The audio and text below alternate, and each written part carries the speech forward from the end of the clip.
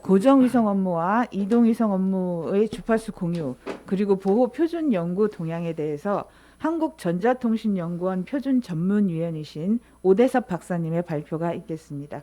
오 박사님 발표 부탁드립니다. 네, 안녕하십니까. 한국전자통신연구원의 오대섭입니다. 제가 지금부터 말씀드릴 내용은 ITUR의 그 위성 주파수 관련하여서 고정 및 이동 위성 업무, 주파수 공유 및 그 보호에 대한 표준 연구 동향을 말씀드리겠습니다. 간단하게 발표 순서를 말씀을 드리면 ITUR의 그 위성 분과에 대한 소개를 잠깐 말씀드리고요. 그 다음에 본 주제인 그 고정 위성 업무와 이동 위성 업무의 그 주파수 공유 이슈에 대해서 말씀을 드리고, 그 다음에 2023년도에 개최될 WRC-23 위성 의지에 관련해서 간단하게 정리를 하도록 하겠습니다. 예, 먼저 ITR의 위성 연구를 하고 있는 스터디 그룹에 대해서 간단하게 설명을 좀 드리겠습니다.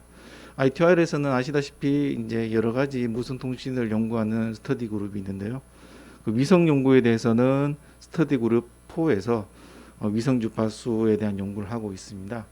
그래서 이 스터디 그룹 4 내에는 이제 세 개의 그 워킹 파티가 있습니다. 그래서 워킹 파티 4A, 4B, 4C 이 세 개의 워킹 파티가 있는데요.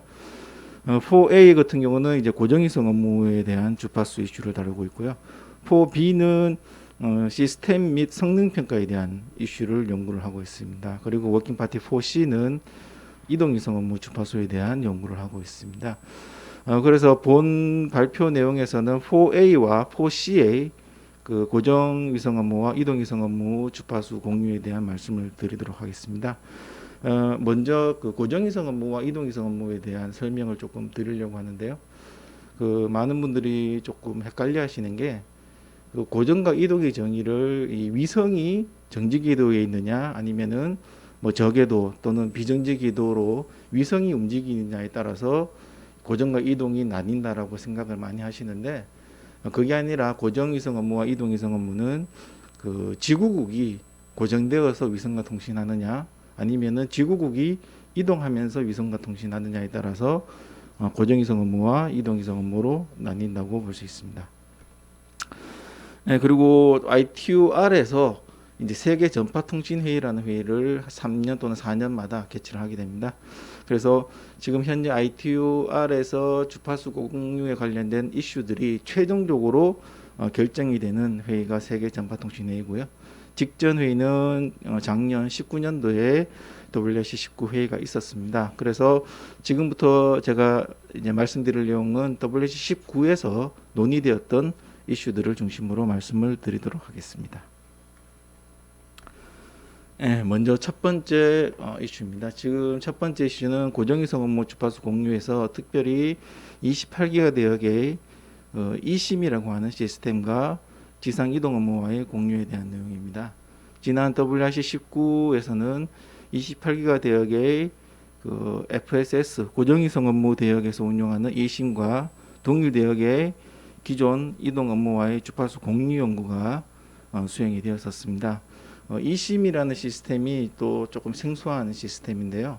그 이심에 대해서도 간단하게 말씀을 드리면 밑에 보이시는 그림처럼 이제 이동하는 플랫폼에 탑재된 지구국입니다. 근데 제가 이제 좀 전에 말씀드린 것처럼 지구국이 이동을 하게 되면 이동위성 업무가 되어야 되는데, 이심 같은 경우는 고정위성 업무 주파수 대역을 사용하게 됩니다.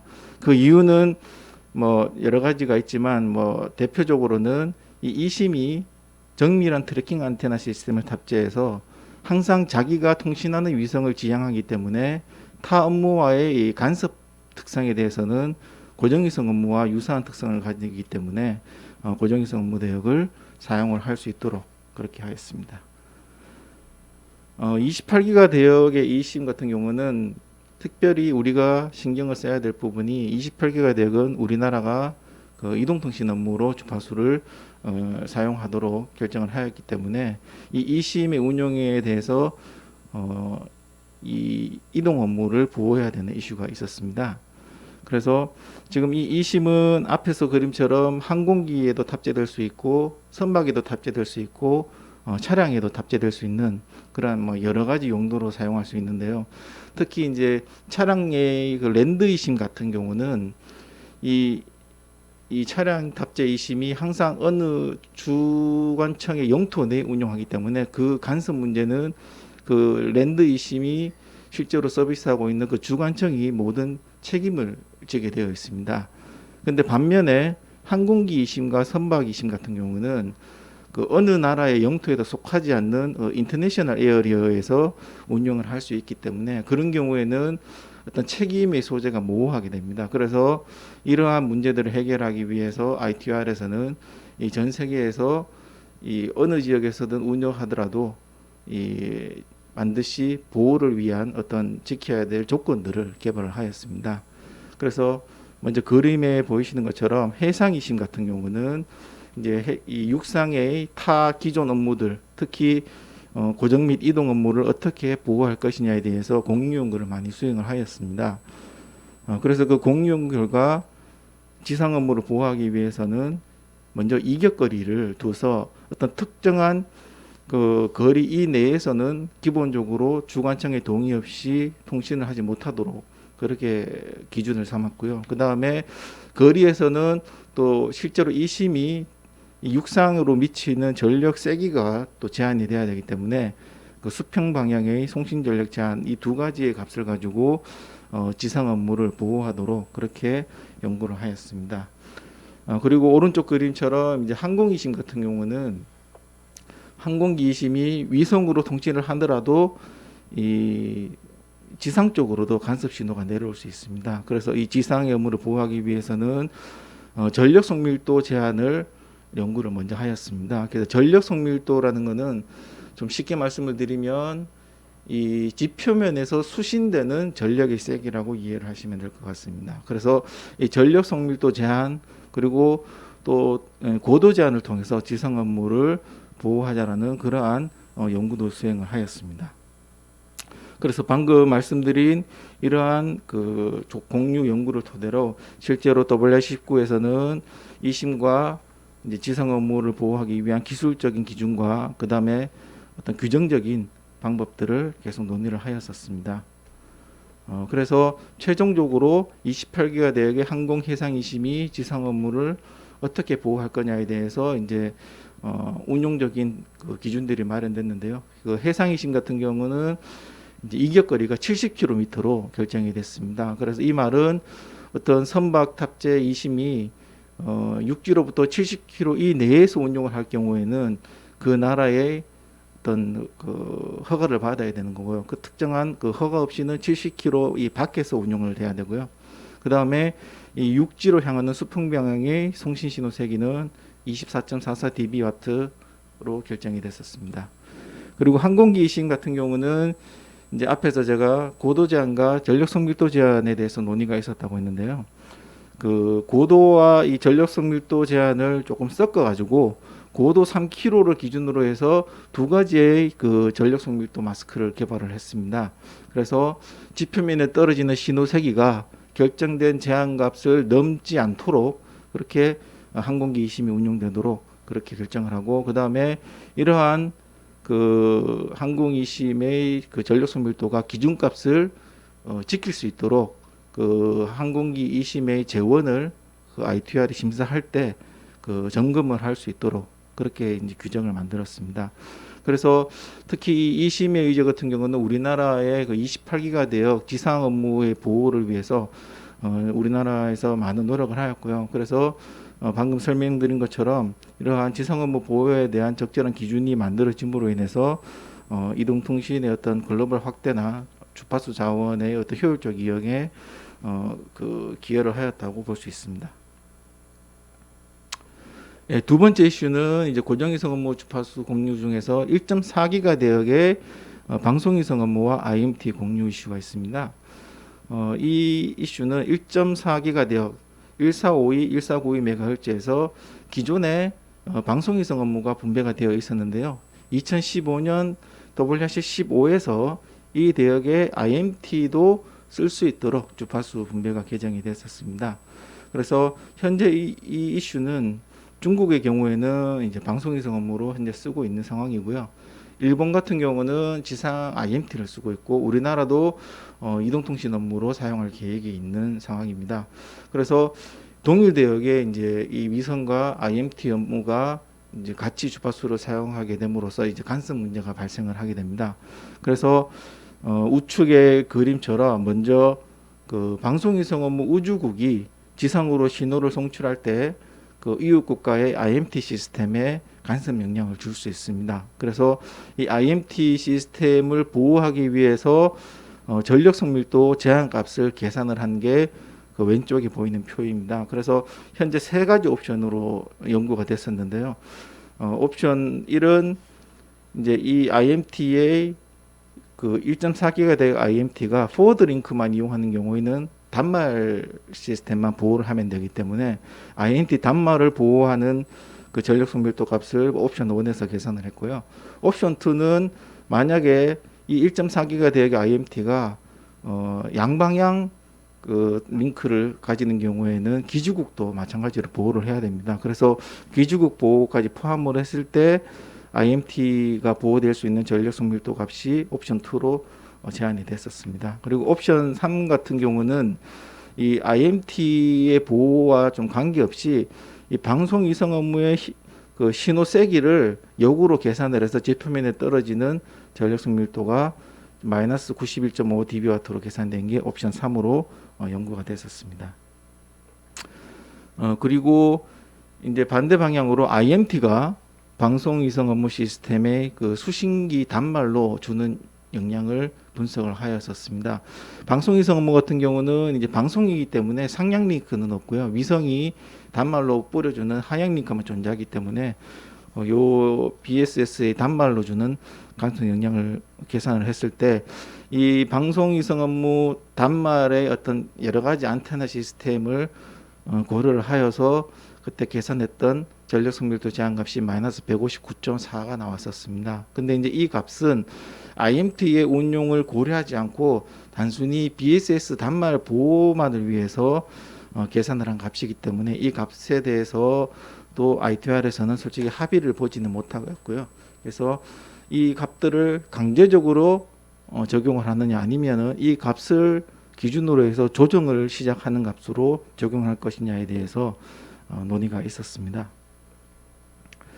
그래서 이 WRC에서는 방금 말씀드린 이 경우에 대해서 방송 위성 업무의 그 전력 성밀도 제한 값을 어떻게 적용할 거냐, 그리고 또 방송 위성 업무 수신 단말을 어떻게 보호할 거냐, 그리고 또 하나의 이슈는 IMT가 이 1.4기가 IMT가 전 세계가 다 쓰는 게 아닙니다. 그래서 특히 유럽 지역은 IMT 지정이 되지 않았는데 이 IMT 지정이 되지 않은 나라에서 IMT를 이용하는 경우에도 보호를 해줘야 되느냐, 그런 이슈들이 WRC19에서 제기가 되었었습니다.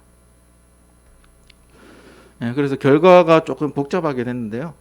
그 결과는 방금 제가 설명드린 것처럼 먼저 그 방송위성 업무 우주국의 그 지표면에 떨어지는 전력 성밀도 제한 값은 논의를 통해서 이제 마이너스 107dB로 결정이 됐고요. 그 다음에 IMT가 방송위성 업무 단말을 보호하기 위한 기준으로 전력 성밀도 마이너스 154dB와트가 결정이 됐었습니다. 그리고 이 나머지 이제 두 번째 블렛에 있는 조정 인격값 같은 경우는 이 방송위성 업무의 전력 성밀도가 마이너스 107로 규정이 만들어졌지만 이 값에 대신하여서 관련된 주변 국가와 주파수 조정을 통해서 이 값을 조금 넘어서도 쓸 수가 있습니다. 그래서 주파수를 조정하여서 쓰는 경우에는 두 번째 블렛에 있는 이 값들을 기준으로 해서 이 값을 넘기는 경우에는 관련된 국가들끼리 주파수 조정을 하라는 그런 의미로 결정이 됐었습니다. 그래서 이 1.4 의제 같은 경우는 이제 우리나라가 이제 이동통신 업무로 사용할 계획이 있었기 때문에 그 이동통신 업무 보호를 위해서 우리나라도 그 방송위성 업무의 그 전력 성밀도 제한에 대해서 많은 주장을 하였었고요. 그래서 WR19에서 방금 말씀드린 것처럼 적절한 기준이 만들어짐으로 인해서 역시 주파수 이용에 대한 어떤 효율적인 그 이용 가능성을 더 높였다고 볼 수 있습니다. 네, 그리고 세 번째로 말씀드릴 것은 이제 이동 이성 업무 주파수 공유에 대한 내용입니다. 그래서 이 이동 이성 업무는 말씀드렸다시피 이제 4C ITR 워킹 파티 4C에서 논의가 되었었는데요. 지금 2.1기가 대역 같은 경우는 조금 특수한 주파수 대역입니다. 보시는 것처럼 이 2.1기가 대역은 지상 IMT도 쓸 수 있고 위성 IMT도 쓸 수 있는 어떻게 보면 유일한 주파수 대역입니다. 그래서 실제로 이 대역에서 지상 IMT를 쓰려고 하는 국가들과 그다음에 위성 IMT를 쓰려고 하는 국가들 간에 많은 이슈가 있었습니다. 그래서 특히 이제 그 중국 같은 경우는 이제 위성을 쓰고 있고요. 또 뭐 우리나라나 또 그 외에 또 많은 나라들은 또 지상용으로 쓰려고 하고 있고요. 또 외국의 다른 위성 사업자들도 2.1기가를 또 위성으로 쓰려고 하는 그러한 계획을 가지고 있었기 때문에 이 2.1기가의 IMT와 이동위성 업무의 주파수 공유가 꽤 오랫동안 수행이 됐었습니다. 그래서 아래에 보시는 그림처럼 지금 이동위성 업무는 이제 좀 전에 방송위성 업무와 다르게 상하향 링크가 다 존재하기 때문에 지상의 IMT 시스템과의 이 주파수 간섭에 대한 시나리오가 꽤 복잡하게 됩니다. 그래서 그림처럼 이제 위성이 IMT로 주는 간섭 영향, 그다음 IMT가 MSS 시스템의 우주국과 지상 단말에 미치는 간섭 영향들을 다 평가를 했었습니다.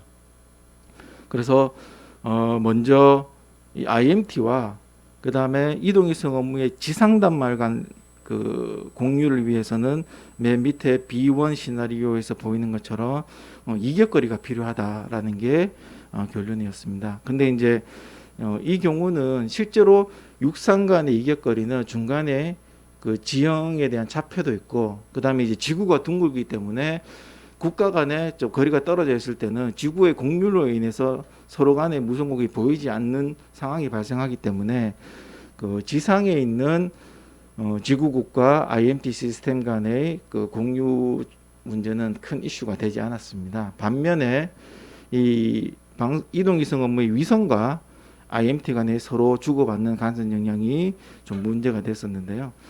결과적으로 크게 간섭 문제가 예상이 되었던 것은 그 IMT의 그 기지국이 그 이동위성 업무의 우주국으로 미치는 간섭, 그리고 그 이동위성 업무의 우주국이 IMT의 단말로 미치는 간섭, 이것들이 실질적으로 시스템의 운영에 영향을 줄 수 있다라고 잠정적으로 결론을 내렸었습니다. 방금까지 말씀드린 거는 이제 기술적인 주파수 공유에 대한 이슈였고요. 그러면 이러한 간섭 문제를 어떻게 해결할 거냐, 이제 어떻게 해결할 거냐에 대한 해결은 이제 규정적인 문제와 같이 엮여서 논의를 하게 됩니다. 그래서 이러한 그 공유 연구를 가지고 상호간에 이 IMT와 이동위성 업무 간의 주파수를 어떻게 조화롭게 사용할 거냐, 거기에 대해서 역시 이게 강제적으로 모든 국가의 적용에 대해서 어떤 강제적인 어떤 조항으로 이용을 해야 된다는 입장과, 그 다음에 각 나라별로 상황이 다르기 때문에 강제적으로 적용하는 것보다는 이슈가 있는 주관청들끼리 서로 협의해서 이러한 공유 연구 결과를 바탕으로 그 협의를 통해서 간섭 문제를 해결할 수 있다라는 입장이 나뉘어졌습니다. 그래서 우리나라 같은 경우에도 이 이슈를 강제적인 규정을 만드는 것보다는 국가 간의 어떤 상호 협의를 통해서 주파수 간섭 문제를 해결할 수 있을 거라는 게 우리나라의 입장이었고요.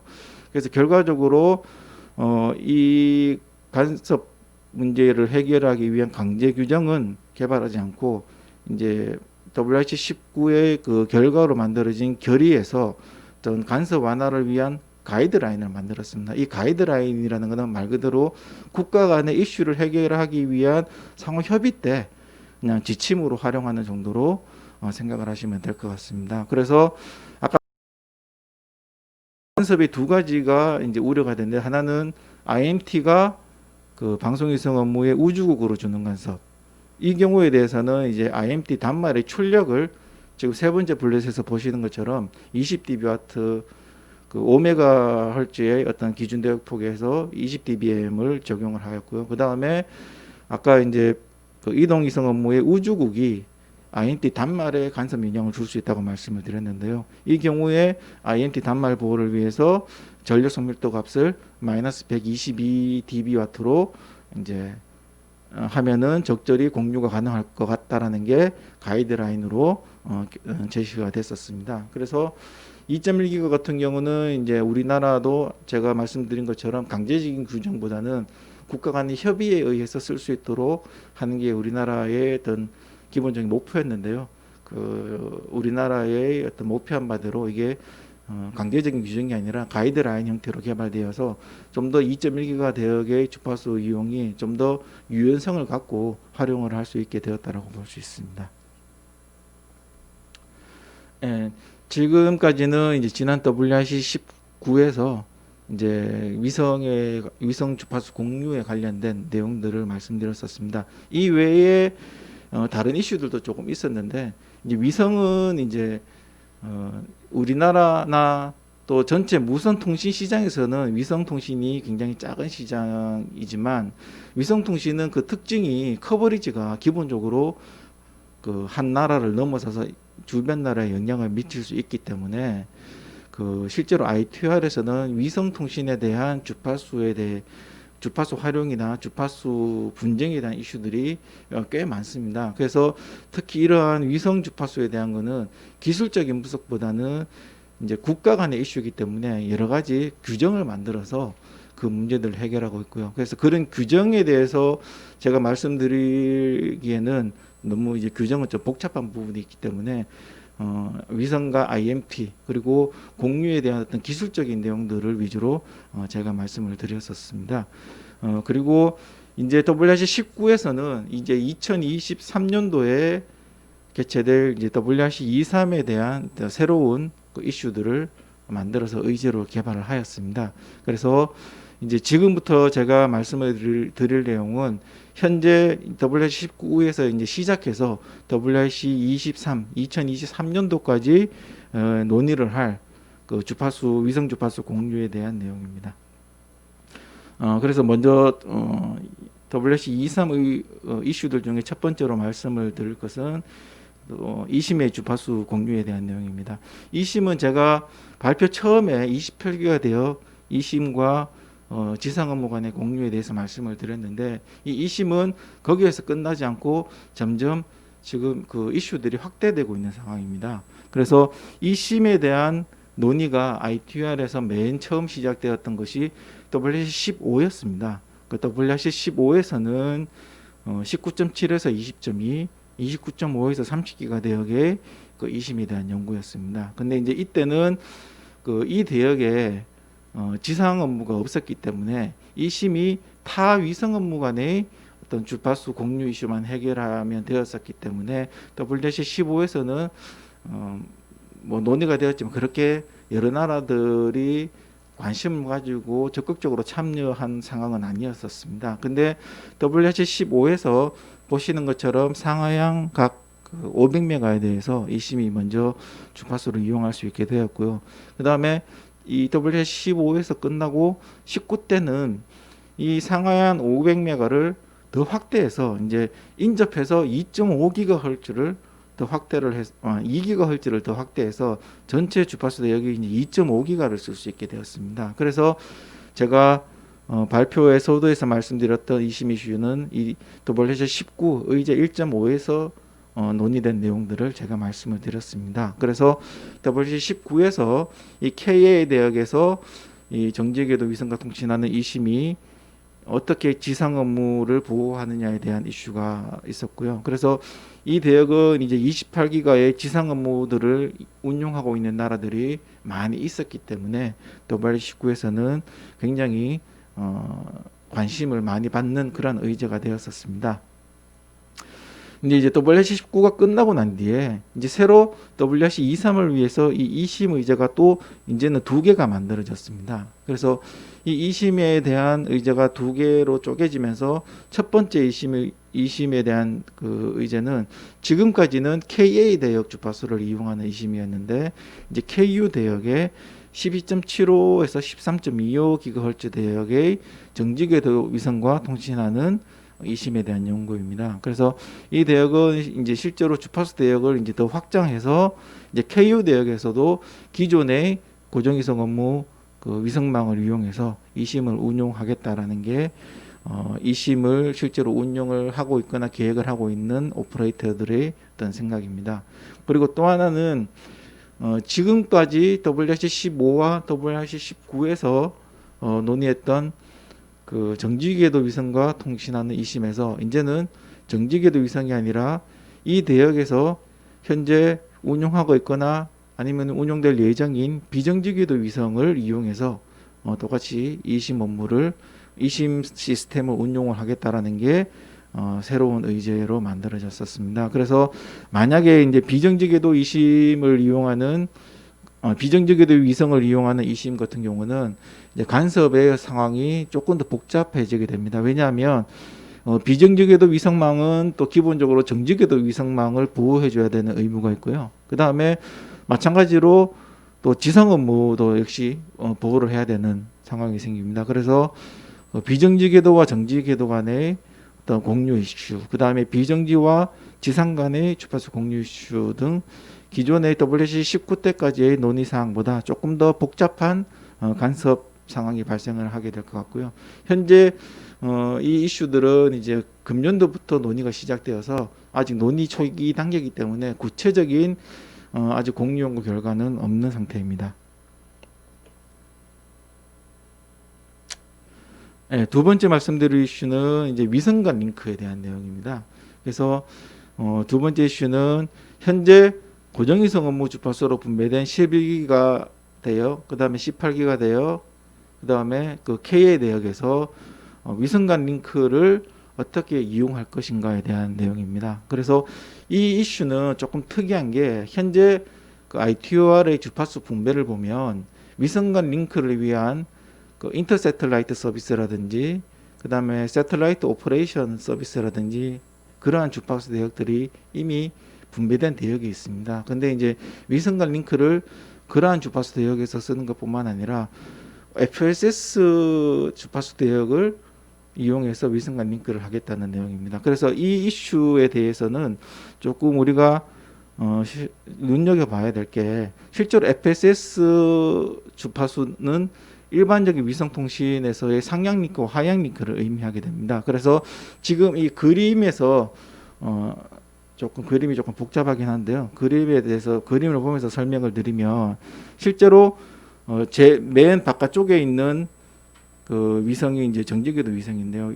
예를 들어서 이 정지궤도 위성망이 주파수 국제 등록을 다 맞춰가지고 현재 자기 커버리지 내에서 FSS 위성망을 구성해서 통신을 하는 경우에 이 위성 국제 등록된 이 위성망의 어떤 등록 그 재원이라든지 이런 것들에 속하는 범위 내에서 위성 간 링크를 하겠다는 내용입니다. 그래서 보시는 것처럼 그 빔의 안에 들어와 있는 비정지궤도 위성망 또는 그 위성 빔 안에 속해 있는 그 비정지궤도 위성망들, 중궤도, 뭐 고궤도 이런 것들이 나눠져 있는데 어쨌든 FSS 위성망의 서비스 커버리지 내에서 타 위성망 간 링크를 하겠다는 좀 그러한 특수한 상황에 대해서 위성 간 링크를 어떻게 이용을 할 것인가에 대한 내용입니다. 그래서 그림에서처럼 이제 빨간색 그 링크는 지금 이제 이 의제 범위 내에서는 허용이 되지 않는다고 되어 있는데 그 이유는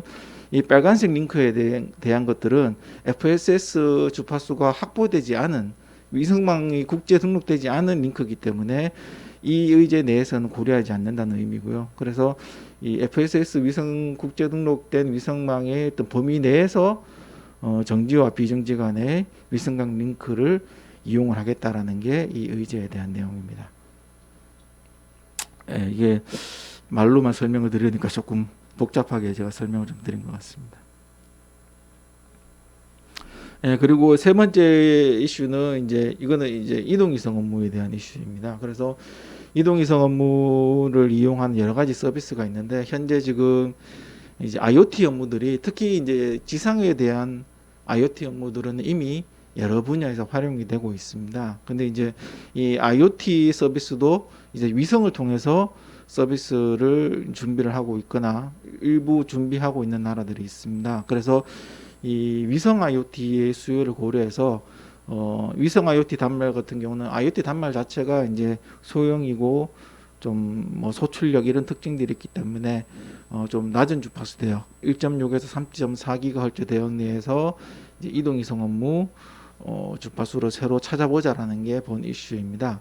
그래서 IoT 단말의 특성인 어떤 저속의 데이터 레이트라든지 아니면은 어떤 주파수 대역폭이 상대적으로 협대역을 이용하는 것들을 고려를 해서 주파수 대역 확보가 어느 정도의 밴드위스가 필요할지 그 다음에 실질적으로 어느 대역에서 주파수를 이 위성 IoT가 이용할 수 있을지 그런 거에 대해서 현재 지금 논의를 시작하고 있는 상황입니다. 근데 이제 이 의제를 보시면은 현재 고려되고 있는 주파수 대역이 제1지역과 제2지역의 주파수 대역들만 현재 지금 고려가 되고 있는 상황입니다. 그래서 참고로 이제 제1지역은 이제 유럽과 아프리카 지역을 의미를 하는 거고요.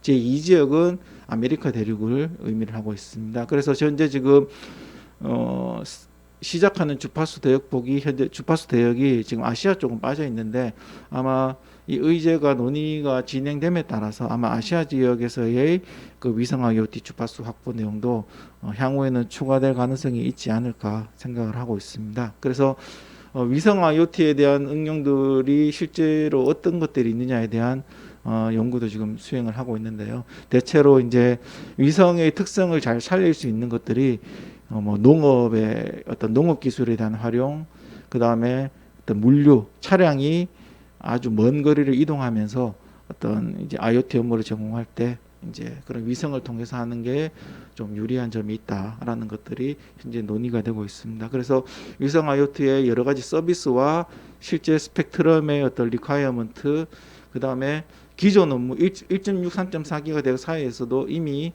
여러 가지 다른 업무들이 현재 주파수를 사용하고 있기 때문에 이러한 주파수 사용들을 고려해서 타 업무에 영향을 주지 않고 이 위성 IoT를 위한 이동위성 업무 주파수를 어떻게 확보할 것인지 그런 것들에 대해서 논의를 하고 있는 상황입니다.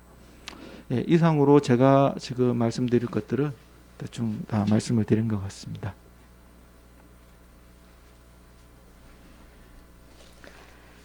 네, 오대섭 박사님 발표 감사합니다.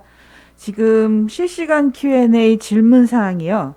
이심이 글로벌 서비스를 제공을 하면 타 국가와 심각한 주파수 간섭 문제를 초래할 수 있을 것 같은데 오픈시나 인터내셔널 에어에서 이심을 운영할 경우에는 주파수 간섭 문제 해결을 위한 해결의 주체는 명확히 어디가 되는 건지 뭐 이런 질문이 와 있습니다.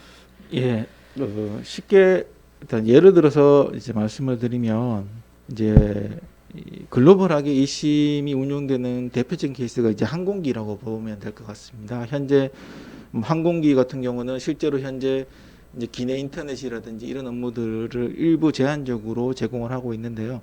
예를 들어서 이 항공기가 어떤 대륙을 넘어서 각 나라의 그 영공을 지나는 경우에는 이 항공기 이심이 지나는 그 영공의 그 주관청에 대한 허가를 다 받아야 됩니다. 그러면 어떤 A라는 나라의 영공에서 항공기 이심이 이웃한 B 국가에 영향을 준다면 이 A 국가가 책임을 지고 B 국가에 대한 간섭 문제를 해결을 해야 됩니다. 그러면 이 A 국가는 만약에 이 이심 시스템을 운영하는 나라는 또 다른 C 국가일 수도 있습니다. 그러면 이 A 국가는 C 국가와 협의를 해서 B 국가에 대한 간섭 문제를 해결해야 되는 책임이 있는 거고요.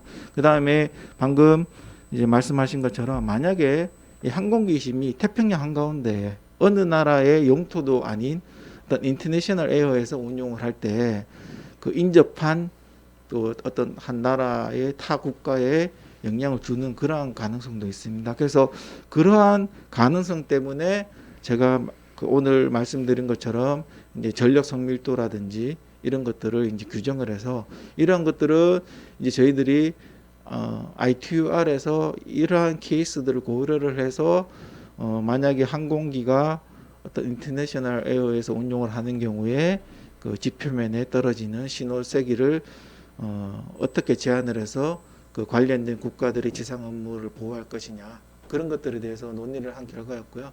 그래서 현재 규정상으로는 만약에 항공기가 인터내셔널 에리어에 있으면 그 ITUR에서 규정된 규정들을 지켜야 되고, 그 다음에 이 실질적으로 이제 ITUR에서 만들어진 세부적인 어떤 규정들을 보면 이러한 이심들을 계속 감시하고 모니터링할 수 있는 그러한 그 시설들이 마련되어 있어서 그런 쪽에서 계속 감시와 모니터링을 하게 되고요. 그 다음에 실제로 간섭받는 국가가 그 간섭을 인지하고 이제 간섭에 대해서 ITU에 그 문제를 제기하게 되면 그 실제로 간섭을 주는 그 위성 오퍼레이터가 그 간섭 신호를 즉각 제거하도록 그렇게 규정이 현재 만들어져 있는 상황입니다. 이상입니다. 예, 감사합니다. 저 이제 실시간 Q&A는 추가 질문 사항은 없는데 제가 한 가지, 예, 지금 이동통신에 대한 발표도 있었고 자율주행에 대한 발표도 있었고 마지막으로 위성통신 발표해 주셨는데요. 지금 각 분야별로 주파수 수요가 계속 증가하고 있지 않습니까? 그리고 오늘 발표된 거 외에도 뭐 기상 관측이나 지구 관측, 그리고 해상 항공 뭐 이런 다양한 분야의 주파수 수요가 늘어나고 있어서 주파수 확보를 위한 경쟁이 치열하고, 그리고 이런 것들을 구현하기 위한 다양한 기술에 대해서 표준화 연구도 많이 진행을 되고 있는데 우리나라에서 이러한 활동들을 이제 어떻게 대응을 하고 있는지, 좀 이걸 대응하고 있는 기관이나 조직에 대해서 한번 말씀을 해주시면 감사하겠습니다. 예.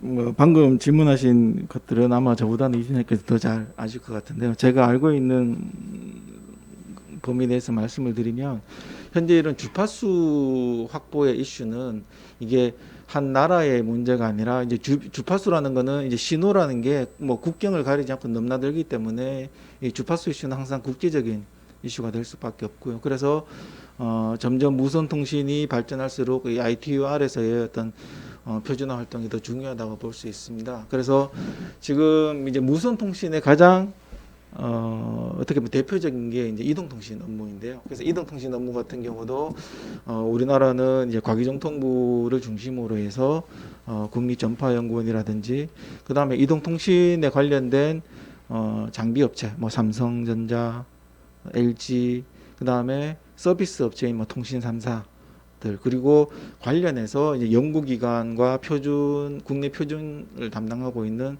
뭐 애틀이라든지 DTA 뭐 이런 여러 가지 관련 유관 기관들이 서로 이제 협력을 해서 대응을 하고 있는 상황입니다. 그래서 국내에서는 이러한 주파수 이슈의 효율적 대응을 위해서 현재 지금 이제 ITR 연구위원회라든지 그 다음에 특별히 ITR에서 현재는 대부분의 주요 이슈들이 그 WRC 그 이슈 의제들을 논의하고 있기 때문에 한국 ITR 연구위원회뿐만 아니라 그 WRC 준비단을 따로 저희 한국에서 이제 조직을 하고 ITR과 WRC의 효율적인 대응을 위해서 산학연 여러 전문가분들이 현재 협력을 해서 대응을 하고 있는 상황입니다.